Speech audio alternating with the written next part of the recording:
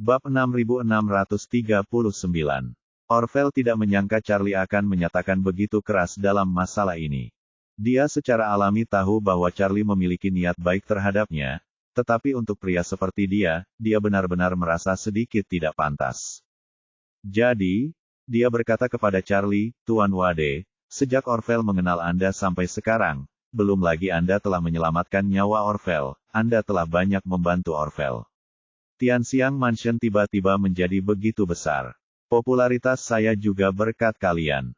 Dengan landasan seperti itu, saya jauh lebih baik dari sebelumnya meskipun saya bekerja dengan santai.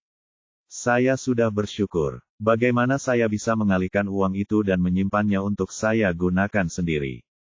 Charlie berkata dengan tidak senang, "Orvel, tidak perlu mengucapkan sopan antara kamu dan aku.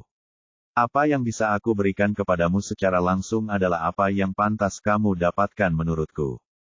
Jika kamu tidak pantas mendapatkannya, bahkan jika kamu memintaku untuk itu, aku mungkin juga tidak akan memberikannya." Orvel berkata dengan canggung, "Tuan Wade, saya mengerti maksud Anda. Ini seperti bos yang sangat baik yang selalu ingin menaikkan gaji karyawannya. Tetapi untuk pekerjaan kecil yang saya lakukan, itu sudah terlalu banyak, tidak peduli bagaimana caranya banyak, itu benar-benar tidak layak ditetapkan." Saat dia mengatakan itu, Orvel teringat apa yang dikatakan Ishak kepadanya, dan dia bergerak dan berkata, "Juga, Tuan Chen memberitahu saya bahwa Anda telah membantu saya membersihkan masa lalu saya yang tercela. Ini sangat membantu saya. Maaf, aku bahkan belum sempat mengucapkan terima kasih." Charlie tersenyum dan berkata, "Orvel, pernahkah Anda mendengar bahwa setelah beberapa perusahaan go public, bahkan petugas kebersihan mereka menjadi jutawan?" Orvel menggelengkan kepalanya berulang kali, "Apakah ada hal yang keterlaluan? Saya belum pernah mendengarnya." Charlie berkata dengan serius, "Hal semacam ini sama sekali tidak keterlaluan. Wanita pembersih juga merupakan karyawan perusahaan. Jika dia bekerja tanpa lelah dan tidak pernah meninggalkan perusahaan saat pertama kali didirikan, maka dia juga seorang veteran dari perusahaan tersebut. Dan perusahaan teknik dari perusahaan ini juga akan memberikan sejumlah pilihan sebelum go public. Jadi setelah perusahaan go public, wanita pembersih itu bernilai lebih dari 1 juta atau lebih." Pada titik ini, Charlie berkata lagi, "Tentu saja saya tidak bermaksud membandingkan Anda dengan kebersihan. Selama periode waktu ini, Andalah yang telah melakukan banyak hal untuk saya. Sekarang saya memiliki kesempatan bagus untuk membantu Anda mencapai sesuatu. Karir, tentu saja, adalah sesuatu yang tidak ingin saya lakukan." Petik 2. Orvel begitu terpesona hingga tanpa sadar air mata jatuh di pipinya, dan dia menghela nafas. "Orvel beruntung bertemu denganmu, Tuan Wade." Charlie tersenyum dan berkata, "Tidak perlu mengucapkan kata-kata sopan ini. Saya masih memiliki sudut pandang yang sama sekarang. Memanfaatkan kesempatan, menyerang selagi setrika masih panas, dan memaksimalkan minat Anda adalah hal terpenting bagi Anda sekarang." Orvel berpikir dan berkata, "Tuan Wade, jika Anda tidak menggunakan uang itu, Anda bisa menjadi pemegang saham di Tianxiang Mansion. Saya akan memberi Anda 51% saham di Tianxiang Mansion." Charlie transaksi tangannya, $50 juta AS ini tidak diinvestasikan pada Anda, saya memberikannya kepada Anda sebagai modal awal. Saya telah menghitungnya untuk Anda. Dengan $50 juta AS sebagai modal awal, Anda tidak hanya dapat membangun lengkap. Dengan tim, Anda dapat membangun merek yang lengkap dan bahkan membuka beberapa cabang di kota-kota tingkat pertama. Setelah perkembangan Anda berada di jalur yang benar dan berjalan dengan baik, Anda dapat memilih untuk mengumpulkan pendanaan sendiri, atau Anda dapat memilih untuk membiarkan Yejia berinvestasi pada investor. Pada saat itu, saya akan menukarkan uang untuk saham Anda dan membantu Anda berkembang lebih cepat. Jika Anda mendaftarkan Tianxiang Mansion Anda seperti Haidilau Hotpot di masa depan, keluarga Wade juga akan memiliki banyak pengaruh sebagai pemegang saham awal. Dengan margin keuntungan yang besar, bukankah ini hanya modal operasi? Selama kamu mau melakukannya, selama kamu mau mulai melakukannya, maka semuanya mungkin. Jika kamu ragu dari awal, maka hal ini pasti tidak akan berhasil." Orvel berkata dengan canggung, "Tuan Wade, saya mengerti semua yang Anda katakan, tetapi saya juga khawatir bahwa saya tidak mencapai level itu. Pada akhirnya, saya mengacau, menyia-nyiakan uang Anda, dan mempermalukan Anda. Charlie tersenyum dan berkata, jika tawanan tidak datang ke rumah Tianxiangmu, kemungkinan kamu menjangkaunya cukup tinggi, tapi sekarang dengan dasar yang bagus, selama kamu melakukannya dengan baik, kamu pasti tidak akan melakukannya, mampu menjangkaunya. Setelah mengatakan itu, Charlie berkata lagi, Orville, setelah IPO berhasil, ia mungkin menjadi perusahaan dengan nilai pasar puluhan atau puluhan miliar dolar. Bagaimana kalau 50 juta dolar? Jika Anda bisa melakukan ini, Anda akan mendapat manfaatnya.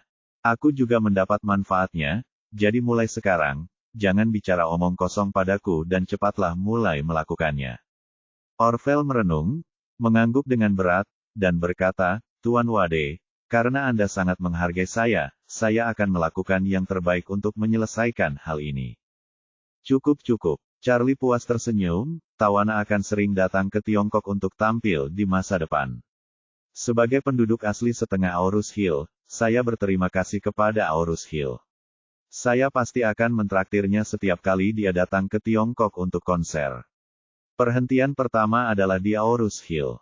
Saya juga akan mengundangnya untuk berkunjung di masa depan. Saya akan pergi ke rumah Tianxiang Anda untuk mendukung Anda segera setelah saya mencapai Aurus Hill. Jika rumah Tianxiang Anda kebetulan memiliki cabang di kota lain tempat dia tampil, saya juga akan membiarkan dia pergi ke cabang Anda secepat mungkin, sehingga lalu lintas di masa depan akan menjadi, kamu tidak perlu khawatir sama sekali, lakukan saja dengan baik. Oke, Orville segera berkata, Orville telah mempelajari pelajarannya. Jangan khawatir, Tuan Wade. Saya rasa saya akan memenuhi harapan Anda. Charlie sedikit tersenyum dan hendak berbicara ketika ponselnya tiba-tiba berdering. Dia melihat ke bawah dan melihat bahwa peneleponnya adalah Steve Rothschild. Setelah menjawab telepon, dia tersenyum dan bertanya, Steve, kenapa kamu meneleponku pagi-pagi sekali? Steve tersenyum dan berkata, Tuan Wade, saya sudah sampai di Aurus Hill. Jika Anda datang ke sini kali ini, Anda tidak akan pergi dalam waktu singkat.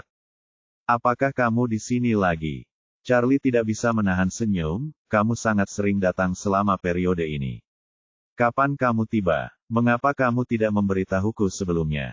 Baru saja tiba, Steve berkata cepat, aku baru saja turun dari pesawat, dan aku harus memenuhi sesuatu. Kali ini ada seorang adik laki-laki bersamaku. Charlie bertanya dengan rasa ingin tahu, di mana Anda mendapatkan adik laki-laki? Apakah dia anggota jaminan lain dari keluarga Rothschild Anda? Tidak.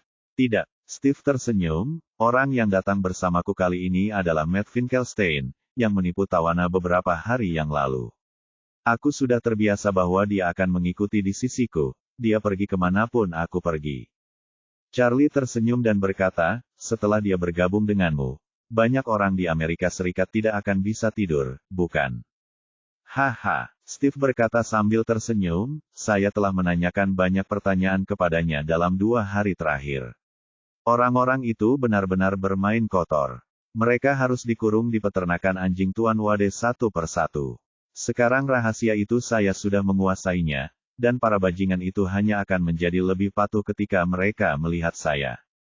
Charlie berkata, saya kebetulan berada di Tianxiang Mansion sekarang. Jika Anda tidak ada pekerjaan, bawa dia ke sini dulu. Oke, Steve berkata dengan penuh semangat, saya sebenarnya menelepon untuk menanyakan kapan Anda punya waktu luang, dan saya ingin mentraktir Anda makan. Charlie berkata, datanglah ke Tianxiang Mansion, ayo ngobrol sambil makan. Bab 6640. Setengah jam kemudian, Steve Rothschild tiba di Tianxiang Mansion di bawah perlindungan sekelompok pengawal. Setiap kali dia datang dan pergi sebelumnya, kali ini dia siap memanjang di Aurus Hill. Faktanya, orang-orang yang terlibat sudah tiba di Aurus Hill beberapa hari yang lalu. Tentu saja, yang ikut bersamanya adalah Matt Finkelstein. Saat ini, suasana hati Matt Finkelstein jauh lebih baik dari sebelumnya. Sebelumnya, dia seperti anjing yang tersesat, lelah berlari menyelamatkan nyawanya, bersembunyi di Tibet, dan bahkan berharap dia tidak akan pernah bisa kembali ke Amerika Serikat. Tapi sekarang dia berbeda. Dia berlindung pada orang kedua di keluarga Rothschild. Lebih penting lagi, setelah semua orang mengetahui bahwa dia telah berlindung di keluarga Rothschild, mereka secara alami menyadari bahwa rahasia itu telah sampai ke telinga keluarga Rothschild. Dalam kasus ini, tidak ada gunanya terus mengejar Matt Finkelstein. Membunuhnya tidak akan membiarkan rahasia itu terbongkar. Sebaliknya, dia mungkin akan menjadi sasaran balas dendam gila-gilaan karena memprovokasi keluarga Rothschild. Sebab, Matt Finkelstein kini memiliki medali emas untuk menghindari kematian. Oleh karena itu, dia sangat tulus terhadap Steve dan sudah memutuskan untuk mengikuti Steve dan menjadi anjingnya mulai sekarang. Dalam perjalanan ke sini, Steve teringat bahwa kali ini dia akan bertemu dengan seorang pria Tionghoa yang sangat dia hormati. Matt Finkelstein sangat penasaran dan tidak tahu siapa yang bisa menjadikan Rothschild ini pewaris keluarga Rothschild memberikan hal seperti itu, evaluasi tinggi. Setelah iring-iringan mobil tiba di Tianxiang Mansion, dia mengikuti Steve dan memasuki gerbang Tianxiang Mansion. Orville sudah menunggu di sini sebelumnya. Ketika dia melihat Steve, dia langsung tersenyum dan berkata, "Halo, Tuan Rothschild, kita bertemu lagi." Steve juga berkata sambil tersenyum dalam bahasa Mandarin yang mahir, "Oh Tuan Hong, akhirnya kita bertemu lagi. Saya sangat merindukanmu akhir-akhir ini." Saat dia berbicara, dia memeluk Orville dengan lembut, dan kemudian berkata, "Saya membawakan Anda cerutu Kuba berkualitas tinggi, dan saya akan meminta bawahan saya untuk memberikannya kepada Anda untuk dicoba nanti." Orville bersemangat dan berpikir, kehidupan macam apa yang aku jalani seperti ini. Semua pewaris Rothschild harus membawakanku hadiah untuk menjilatku. Memikirkan hal itu, dia berkata sambil tersenyum, "Tuan Rothschild, Anda sangat sopan. Anda datang segera setelah Anda datang, dan Anda membawakan saya hadiah apapun." Steve tersenyum dan berkata, "Jangan panggil saya Tuan Rothschild, itu terlalu kasar. Panggil saya Steve. Kita semua berteman, jadi mengapa harus bersikap sopan?" Setelah mengatakan itu, dia bertanya lagi, "Di mana Tuan Wade?"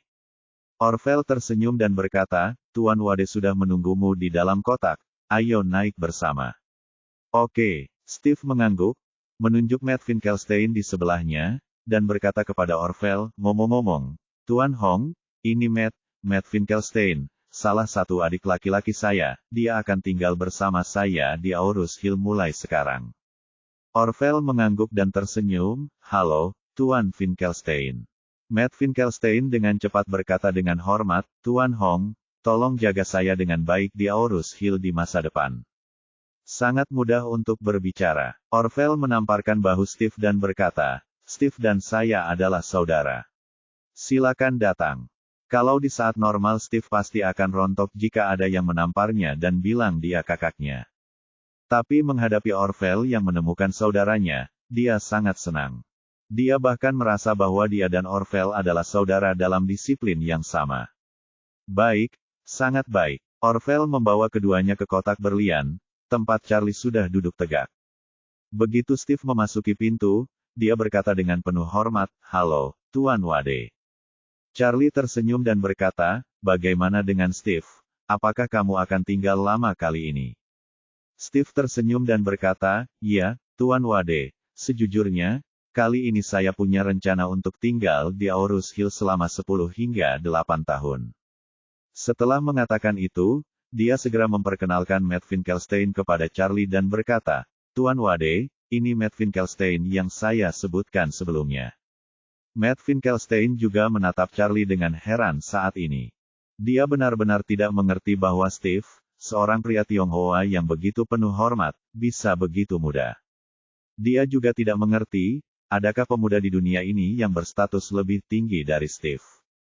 Tampaknya mustahil. Namun faktanya memang demikian. Rasa hormat Steve terhadap Charlie tidak hanya tertulis di wajahnya, tetapi juga terukir di tulangnya.